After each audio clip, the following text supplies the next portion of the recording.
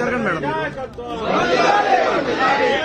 జాగృతి జై జాగృతి జై జాగృతి వర్ధిల్లాలి కవితక్క గారి నాయకత్వం. జై జాగృతి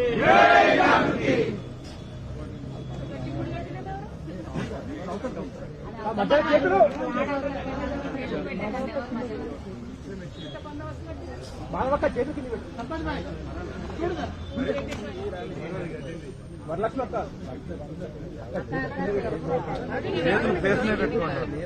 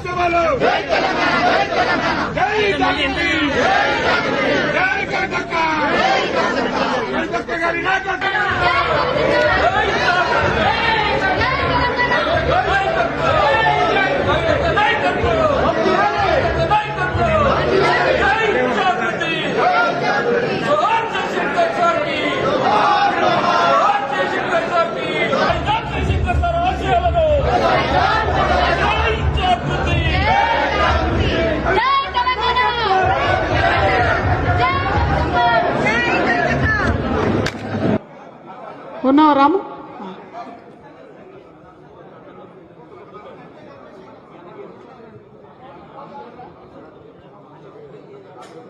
ఇస్మాయిల్ భాయ్ వచ్చిండా? రాలే? ఓకే, స్టార్ట్ చేయను. జై తెలంగాణ, జై జాగృతి. తెలంగాణ ప్రాంత అస్తిత్వ పరిరక్షణ, తెలంగాణ ప్రాంత వనరుల పరిరక్షణ, తెలంగాణ ప్రాంత సాంస్కృతిక వైరుధ్యం యొక్క పరిరక్షణ కోసం ఏర్పాటైనటువంటి సంస్థ తెలంగాణ జాగృతి అనే సంస్థ. అనేక సందర్భాలలో పెద్దలు గౌరవనీయులు కేసీఆర్ గారు చెప్పినటువంటి అనేక అంశాలను కూడా ఒక ప్రాతిపదికగా తీసుకొని వారు చూపినటువంటి బాటలో ఉద్యమం చేసినటువంటి సంస్థ తెలంగాణ జాగృతి సంస్థ.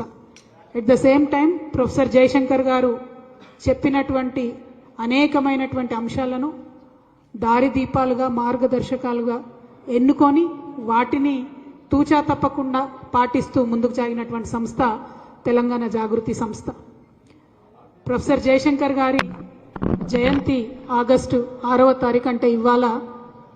మరి తెలంగాణ రాష్ట్రం రాకముందే అనుకోకుండా పాపం సార్ జీవితకాలం కలగన్నటువంటి తెలంగాణ రాష్ట్రం రాకముందే ఆయన జరిగిపోయినటువంటి సందర్భంలో ఆనాడు తెలంగాణ జాగృతి ఒక సంకల్పం తీసుకున్నది.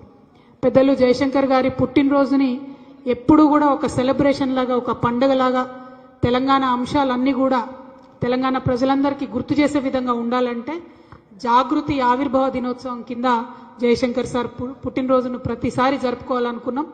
ఆనాటి నుండి ఈనాటి వరకు మరి ఆగస్టు 6 అంటే మా తెలంగాణ జాగృతి ఆవిర్భావ దినోత్సవంగా జరుపుకుంటా ఉన్నాం. ప్రొఫెసర్ జయశంకర్ గారిని నిరంతరం తలుస్తూ మరి వారు తెలంగాణ సమాజానికి చేసినటువంటి సేవను మర్చిపోకుండా ముందు తరాలకు అందించాలనే ఉద్దేశంతో ఈ కార్యక్రమం చేస్తూ ఉన్నాం. ప్రొఫెసర్ జయశంకర్ గారు ఎప్పుడు ఒక మాట అనేది, తెలంగాణ ఉద్యమం అయిపోవాలి, తెలంగాణ రావాలి, వచ్చినాక నేను మాత్రం ఖచ్చితంగా సామాజిక తెలంగాణ సాధన కోసం, బీసీ బిడ్డల కోసం ఉద్యమం చేస్తా అని వారు పదే పదే చెప్పిండ్రు. ఎన్నో సందర్భాలలో మాట్లాడినటువంటి సందర్భాల్లో కూడా వారు చెప్పిండ్రు. ఒక పక్క గ్లోబలైజేషన్ ఎఫెక్ట్, ఇంకొక పక్క ఉమ్మడి రాష్ట్రం ఎఫెక్ట్, ఇంకొక పక్క కార్పొరేట్ సంస్థలు పెద్ద ఎత్తున వచ్చి మొత్తం వృత్తి పనులన్నీ ధ్వంసం చేసి గ్రామీణ వ్యవస్థ అంతా నాశనం అయిపోయినటువంటి సందర్భంలో ఒక సామాజిక విప్లవం రావాలి. భౌగోళిక తెలంగాణ సాధనతో పాటు సామాజిక తెలంగాణ సాధన అనేది మనందరి ధ్యేయంగా ఉండాలని పలుమార్లు చెప్పినారు. వారు చెప్పినటువంటి రికార్డింగ్స్ కూడా చాలా ఉన్నాయి. ఇంటర్నల్గా అనేక మంది మేము మాట్లాడినప్పుడు వారు ఒకటే చెప్పేవారు, తెలంగాణ రాష్ట్రం రాకముందు మనం ఏ అంశం ఎత్తుకున్నా కూడా ఒక డీవియేషన్ లాగా ఉంటుంది, కాబట్టి రాష్ట్రం ఏర్పడ్డ తర్వాత మాత్రం ప్రతి ఒక్క సెక్షన్ ప్రజలకు న్యాయం జరిగేలాగా, అది మహిళలు కావచ్చు, దళితులు కావచ్చు, గిరిజనులు కావచ్చు, ఆదివాసీలు కావచ్చు, మైనారిటీలు కావచ్చు, మైనారిటీ ముస్లిమ్స్ కావచ్చు, మైనారిటీ క్రిస్టియన్స్ కావచ్చు, మైనారిటీ సిక్కులు కావచ్చు, ప్రతి ఒక్క వర్గానికి సంబంధించి అగ్రవర్ణాల్లో ఉండేటటువంటి పేదలు కావచ్చు, స్పోర్ట్స్ మెన్స్ కావచ్చు, బీసీ బిడ్డలు కావచ్చు, ప్రతి ఒక్క వర్గాన్ని మనము భూతత్వంలో పెట్టి చూసి మరి వారి సమస్యల్ని పరిష్కరించేటటువంటి బృహత్తరమైనటువంటి బాధ్యతను ఎత్తుకోవాలని చెప్పి పదే పదే వారు చెప్పేవారు. వారు చెప్పినటువంటి దానికి అనుగుణంగా ఇవాళ తెలంగాణ జాగృతి కార్యాచరణ ఉన్న విషయం మీ అందరూ కూడా గమనిస్తూ ఉన్నారు. గత 10 ఏళ్లుగా రాష్ట్రం ఏర్పడ్డప్పటి నుంచి ఇప్పటి వరకు కూడా అనేక కార్యక్రమాలు చేస్తూ వచ్చినాం. ఇప్పుడున్నటువంటి సందర్భంలో జై తెలంగాణ అననటువంటి ముఖ్యమంత్రి ఉన్నటువంటి సందర్భంలో ఖచ్చితంగా తెలంగాణ జాగృతి లాంటి సంస్థలు ఇంకా బలంగా పనిచేయాలి. జయశంకర్ సార్ యొక్క ఆశయాలను ముందుకు తీసుకొని పోవాలి. తెలంగాణ సోయి అనేటటువంటిది మనం చేసే ప్రతి పనిలో కూడా ఉండాలనే విషయాన్ని ఈ సందర్భంగా మళ్ళొకసారి గుర్తు చేస్తున్నాం. సామాజిక తెలంగాణ సాధన అంటే ఢిల్లీకి పోయి ఉట్టి ధర్నాలు చేసుడు కాదు. సామాజిక తెలంగాణ సాధన అంటే ఇక్కడ గ్రామ గ్రామానికి గల్లీ గల్లీకి పోయి ప్రతి ఒక్కరి యొక్క లైఫ్ స్టైల్ అర్థం చేసుకొని ఆ లైఫ్ స్టైల్లో ఎంతో కొంత మార్పు తీసుకురాగలగడం సామాజిక తెలంగాణ సాధన అన్న విషయం తెలంగాణ జాగృతి నాయకులం, కార్యకర్తలం మళ్ళీ ఒకసారి ఆ కాజ్ కోసం, ఆ గోల్ కోసం ఇవాళ పునరంకితం అవ్వాల్సినటువంటి సందర్భాన్ని కూడా కార్యకర్తలకు, నాయకులకు అందరికి కూడా గుర్తు చేస్తా ఉన్నాను. మరి వారి స్ఫూర్తితో ముందుకు పోతున్నాం. ఒక పక్క సాంస్కృతిక విప్లవం, ఇంకొక పక్క సామాజిక విప్లవం, రెండింటిని కూడా తీసుకొని జాగృతి ముందుకెళ్తుందని చెప్పి మళ్ళొకసారి తెలియజేస్తా ఉన్నాం. నిన్న మీరు చూసిండ్రు ధర్నా 72 గంటలు మేము తలపెట్టినటువంటి ధర్నాను ప్రభుత్వం చిన్న కుయుక్తితోని మరి కోర్టులో మాకు అనుగుణంగా తీర్పు రాకుండా 5 రోజులు వాళ్ళు టైం అడిగి క్యాన్సిల్ చేయడం జరిగింది. ఎందుకోసం క్యాన్సిల్ చేసిరంటే ఇవాళ అక్కడ ఢిల్లీలో కాంగ్రెస్ పార్టీ వాళ్ళు పెట్టినటువంటి ధర్నా కోసమే మా ధర్నాను బ్రేక్ చేసిరని చెప్పి మేము బలంగా నమ్ముతా ఉన్నాం. మరి ఇవాళ అక్కడ ఢిల్లీలో 2 రోజుల దీక్షతోని వాళ్ళు ఏం చేస్తారో ఏం సాధిస్తారో కూడా తెలంగాణ ప్రజల ముంగట ఉంటుంది. మేము మళ్ళీ డిమాండ్ చేస్తున్నాం, మీరు రాష్ట్రపతి గారి దగ్గరికి వెళ్ళాలి. రాష్ట్రపతి గారు ఇంకా కూడా బీసీ బిల్లును తొక్కుపట్టే ప్రయత్నం చేస్తే మీరు సుప్రీంకోర్టుకు వెళ్ళాలి. ఆర్డినెన్స్ను గవర్నర్ ఆపితే మీరు సుప్రీంకోర్టుకు పోవాలి. అటువంటి నిర్దిష్టమైనటువంటి చర్యలు చేయకుండా మీరు ఎన్ని ఊకదంపుడు ఉపన్యాసాలు చెప్పినా కేవలం అది తెలంగాణ బిడ్డలను మోసం చేస్తున్నారని మేము భావించాల్సి ఉంటుందని ప్రభుత్వాన్ని మళ్ళీ ఒకసారి హెచ్చరిక చేస్తూ, దొంగ దీక్షలు కాదు, నిజమైన దీక్షలు చేయండి, రిజల్ట్ వచ్చే దీక్షలు చేయండి, రిజల్ట్ వచ్చే పనులు చేయాలని ప్రభుత్వాన్ని డిమాండ్ చేస్తా ఉన్నాను. తెలంగాణ జాగృతి నుండి త్వరలోనే పెద్ద ఎత్తున కమిటీలు వేయడం జరుగుతుంది. ఎందుకంటే నిన్న దీక్షలో ఉంటామేమో అని ఇవాళటి కోసం మేము ప్రిపేర్ కాలేదు. బట్ ఈ నెలలోనే 15 ఆగస్టు లోపలనే పెద్ద ఎత్తున జాగృతి కమిటీలన్నీ కూడా వేస్తాం. ఇదివరకు ఉన్నటువంటి శాఖలతో పాటు ఇంకా కొన్ని శాఖలను మేము ఎంచుకున్నటువంటి ఇంకా మైక్రో లెవెల్లో పనిచేయాల్సినటువంటి రంగాలకు సంబంధించి శాఖోపశాఖలుగా విస్తరించే విధంగా తెలంగాణ జాగృతి కోసం ప్రణాళికలు సిద్ధం చేసి ఉంచినాం. చాలా మంచి మంచి వ్యక్తులు, కొత్త వాళ్ళు కూడా వచ్చి బలాన్ని ఇచ్చేటటువంటి సందర్భం కూడా గమనిస్తూ ఉన్నాం. కాబట్టి అవన్నిటినీ కూడా దగ్గర పెట్టుకొని ముందుకెళ్తామని ఈ సందర్భంగా తెలియజేస్తున్నాను. Thank you. జై తెలంగాణ, జై జాగృతి, జై తెలంగాణ, జై జాగృతి. ఒక్క నిమిషం.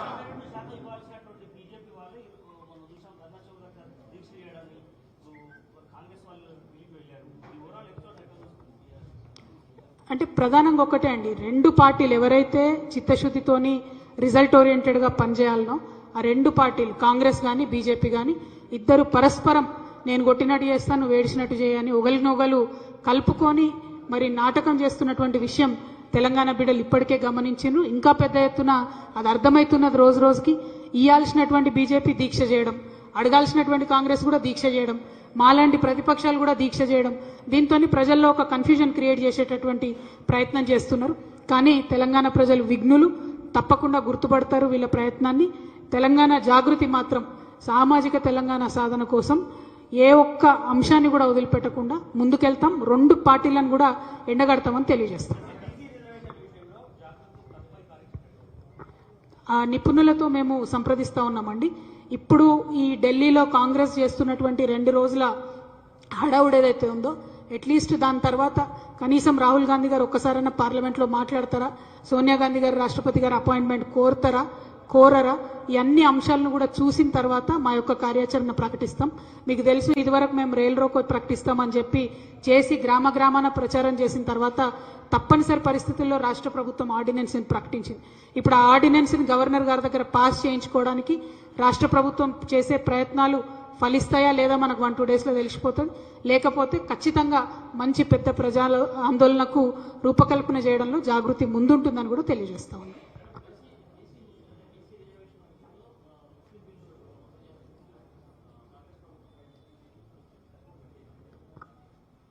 ఇప్పుడు బండి సంజయ్ గారు అట్లా మాట్లాడకపోతే విచిత్రం, మాట్లాడితే ఏముంది, వాళ్ళు డే 1 నుంచి అదే చెప్తున్నారు. బీసీల నోటికాడి ముద్ద గుంజుకోవడానికి భారతీయ జనతా పార్టీ అన్ని ప్రయత్నాలు చేస్తున్నది. ఇది చాలా దారుణం. బీజేపీ యొక్క బీసీ వ్యతిరేక వైఖరిని ప్రజలందరూ కూడా గమనిస్తున్నారు.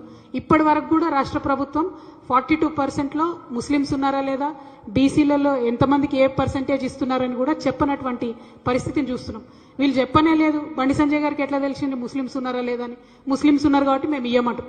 అల్టిమేట్గా 42% ఆర్డినెన్స్ కానీ 42% బిల్లు కానీ గవర్నర్ గారి దగ్గర, రాష్ట్రపతి దగ్గర పాస్ చేయాల్సినటువంటి బీజేపీ చేయకుండా తెలంగాణ బీసీలను మోసం చేస్తుందన్న విషయం మళ్ళొకసారి రుజువైంది. ఖచ్చితంగా భారతీయ జనతా పార్టీకి బీసీలు, తెలంగాణ బీసీలు రానున్న రోజుల్లో బుద్ధి చెప్తారని చెప్పి నేను బలంగా విశ్వసిస్తున్నాను.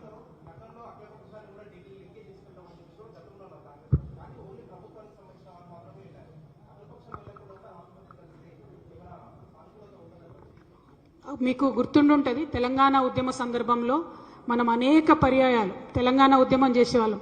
ప్రతి ఒక్క పార్టీ దగ్గరికి పోయి జై తెలంగాణ అనిపించేది. ఎందుకు?